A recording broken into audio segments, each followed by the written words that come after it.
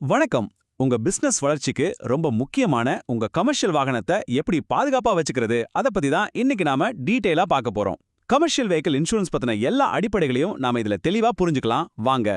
சரி, முதல்லயே நம்ம மனசுல வச்சுக்க வேண்டிய ஒரு முக்கியமான கேள்வி இதுதான். இது சும்மா ஒரு நல்ல ஐடியா இல்ல, இது சட்டப்படி கட்டாயம்.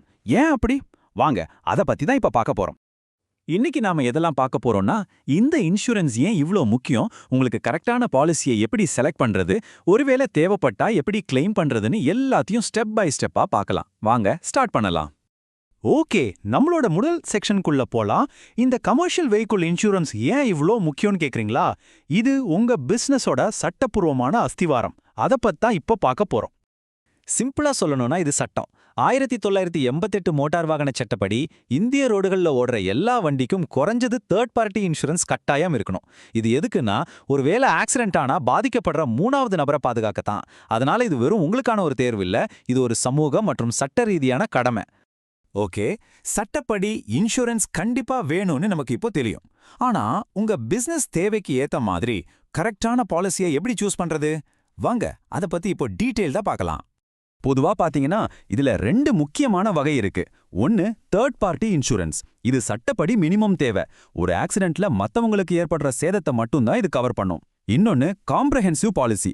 இதுதான் முழுமையான பாதுகாப்பு. தேர்ட் பார்ட்டிக்கு ஆகிற செலவோட சேர்த்து உங்க வண்டிக்கு ஏற்படுற சேதம், வண்டி திருடு போறது, தீ விபத்துன்னு எல்லாத்தையுமே இது கவர் பண்ணிடும். சொல்லப்போனா இதுதான் உங்க சொத்துக்கும் உங்க வாழ்வாதாரத்துக்கும் ஒரு முழுமையான பாதுகாப்பு கவசம். அடுத்து நாம தெரிஞ்சுக்க வேண்டிய ஒரு முக்கியமான விஷயம் ஐடிவி, அதாவது இன்சூர்ட் டெக்ளேர்டு வேல்யூ. சிம்பிளா சொன்னா இது உங்க வண்டியோட இன்னைய மார்க்கெட் மதிப்பு. ஒருவேளை வண்டி திருடு போயிட்டாலோ இல்ல முழுசா சேதமடைஞ்சிட்டாலோ இன்சூரன்ஸ் கம்பெனி உங்களுக்கு கொடுக்கிற அதிகபட்ச தொகை இதுதான். அதனால சரியான ஐடிவியை செட் பண்றது ரொம்ப ரொம்ப முக்கியம். அப்போதான் உங்களுக்கு நியாயமான கிளைம் கிடைக்கும். இது உங்க பிரீமியத்தையும் பாதிக்கும், அதையும் ஞாபகம் வச்சுக்கோங்க. ஓகே, ஒரு நல்ல காம்ப்ரஹென்சிவ் பாலிசி எடுத்துட்டீங்கன்னு வச்சுப்போம். அதுல உங்களுக்கு என்னென்ன பாதுகாப்பெல்லாம் கிடைக்கும்? வாங்க அதையும் வரிசையா பார்த்தரலாம். ஒரு காம்ப்ரஹென்சிவ் பாலிசி பாத்தீங்கன்னா, உங்க வண்டிக்கு வரக்கூடிய நிறைய ரிஸ்க கவர் பண்ணிடும்.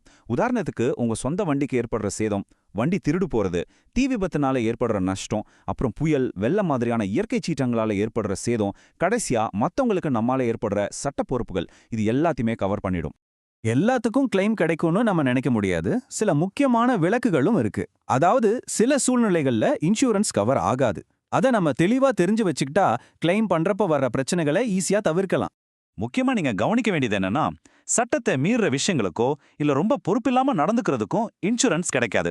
உதாரணத்துக்கு, வேலிட் லைசன்ஸ் இல்லாம வண்டி ஓட்டுறது, குடிச்சிட்டு வண்டி ஓட்டுறது, அப்புறம் வண்டியோட நார்மல் வேர் அண்ட் டேர், அதாவது காலப்போக்குல வண்டி தேய்மானம் ஆகிறதுக்கெல்லாம் கிளைம் பண்ண முடியாது. இதெல்லாம் வண்டி ஓனரோட பொறுப்பு. சரி, இப்போ ரொம்ப முக்கியமான ஒரு விஷயத்துக்கு வருவோம். ஒருவேளை துரதிர்ஷ்டவசமா ஒரு விபத்து நடந்து கிளைம் பண்ண வேண்டிய ஒரு நிலைமை வந்தா என்ன செய்யணும்? அதுக்கான ஒரு ஸ்டெப் பை ஸ்டெப் கைட் இதோ. இந்த ஸ்டெப்ஸ் ஃபாலோ பண்ணீங்கன்னா கிளைம் ப்ராசஸ் ரொம்பவே ஸ்மூத்தா இருக்கும். முதல்ல, விபத்து நடந்த உடனே கொஞ்சம் கூட லேட் பண்ணாம உங்க இன்சூரன்ஸ் கம்பெனிக்கு தகவல் சொல்லிடணும். ரெண்டாவது, வண்டி திருடு போனாலோ இல்ல மத்தவங்களுக்கு அடிபட்டாலும் கண்டிப்பா போலீஸ்ல எஃப்ஐஆர் ஃபைல் பண்ணணும். மூணாவது, தேவையான டாக்குமெண்ட்ஸ், அதாவது claim form, RC book, license எல்லாத்தையும் சப்மிட் பண்ணணும். அதுக்கப்புறம் சர்வேயர் வந்து வண்டியை செக் பண்ணும்போது முழுசா ஒத்துழைக்கணும். கடைசியா வண்டியை சரி பண்ணிட்டு ஃபைனல் செட்டில்மெண்ட்டை வாங்கிக்கலாம். நாம இப்போ கடைசி பகுதிக்கு வந்துட்டோம். உங்க இன்சூரன்ஸ் பாலிசியை வருஷ கணக்குல எப்படி சரியா மெயின்டைன் பண்றது, உங்க போனஸை எப்படி காப்பாத்துறதுன்னு சில முக்கியமான டிப்ஸ் இப்ப பார்க்கலாம். இதுல ரொம்ப முக்கியமான ஒண்ணுதான் NCB, அதாவது நோ கிளைம் போனஸ். இது என்னன்னா, நீங்க சேஃபா வண்டி ஓட்டுறதுக்காக இன்சூரன்ஸ் கம்பெனி கொடுக்கிற ஒரு ரிவார்டு. நீங்க ஒரு வருஷம் முழுக்க எந்த கிளைமும் பண்ணலனா அடுத்த வருஷம் பிரீமியம் கட்டும்போது உங்களுக்கு டிஸ்கவுண்ட் கிடைக்கும். இது பணத்தை மிச்சப்படுத்த ஒரு சூப்பரான வழி. இந்த சார்ட்டை பாருங்களேன்.